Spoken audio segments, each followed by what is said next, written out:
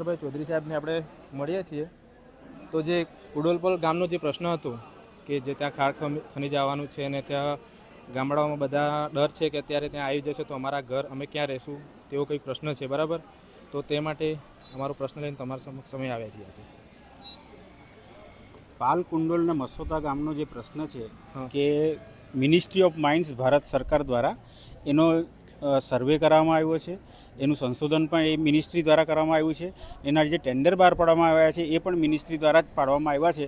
એમાં 16 જેટલી શરતો રાખી છે. 16 જેટલી શરતોનું પાલન ના થાય ત્યાં સુધી આ કાર્યવાહી કોઈ પણ આગળ વધી શકે એમ નથી. પણ એમાં મહત્ત્વનું એક જે પરવાનગી છે એ ગ્રામસભાની છે. તો 3 ગામમાંથી જો ગ્રામસભામાં જ જો આપણે પરવાનગી ના આપીએ તો આમાં કોઈ પણ વસ્તુ આગળ વધી શકે એમ નથી. પરંતુ અત્યારે જે ભારતીય જનતા પાર્ટીના આગેવાનો દ્વારા અપપ્રચાર કરવામાં આવ્યો છે, કારણ કે વચ્ચે એક પ્રતિનિધિ મંડળ ગયેલું, મને ખબર પડી ગાંધીનગરમાં. તો ગાંધીનગરમાં એ લોકો કુબેરભાઈ ડિંડોરને જઈને મળ્યા, બરાબર. કુબેરભાઈ ડિંડોર આદિજાતિ પ્રધાન છે અને શિક્ષણ પ્રધાન છે. તો આ પ્રશ્ન મિનિસ્ટ્રી ઓફ માઇન્સ ભારત સરકારનો હોય તો કુબેરભાઈ ડિંડોર શું કરી શકે? એટલે પછી કુબેરભાઈ ડિંડોરે એ મુખ્યમંત્રીને એક પત્ર લખ્યો. મુખ્યમંત્રીને પત્ર લખવા, મુખ્યમંત્રીના હાથમાં બી આ વસ્તુ નથી. એટલે હું 10 વર્ષનો મારો સંસદ સભ્ય તરીકેનો અનુભવ છે, 5 વર્ષનો મારો ભારત સરકારનો પણ અનુભવ છે. એટલે આ જે પ્રશ્ન છે એ કેન્દ્ર સરકારનો છે, મિનિસ્ટ્રી ઓફ માઇન્સનો છે. તો મને જો આ વિસ્તારના લોકો સમર્થન આપશે તો હું બીજે જ દિવસથી એ લડત હું શરૂ કરી દઈશ અને કોઈ પણ સંજોગોમાં પ્રોજેક્ટ ના આવે એના મારા પૂરા પ્રયત્નો રહેશે.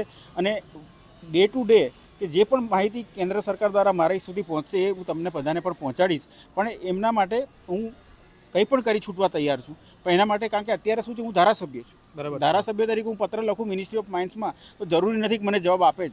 પણ કાલે હું સંસદ સભ્ય તરીકે દિલ્હીમાં બેઠો તો હું ડાયરેક્ટ મિનિસ્ટર સુધી બી જઈ શકું ને અધિકારી સુધી બી જઈ શકું તો આ તમારી સમસ્યાનો ઉકેલ લાવી શકું. પણ અત્યારે નવા ઉમેદવાર કોઈ જશે તો એને 5 વર્ષ તો મિનિસ્ટ્રી ઓફ માઇન્સ ક્યાં આવી શોધતા લાગશે. ને એમાં કઈ રીતે એપ્રોચ કરવો, ત્યાં અંગ્રેજી અને હિન્દી ભાષા સિવાય ત્રીજી કોઈ ભાષા નથી કે જેમાં તમે રજૂઆત કરી શકો. તો એવા સભ્ય પ્રતિનિધિ જ તમારું નબળું હશે તો આ પ્રશ્નનો ઉકેલ નહીં લાવે. તો કાલે તમારે કદાચ સ્થળાંતર બી કરવું પડે.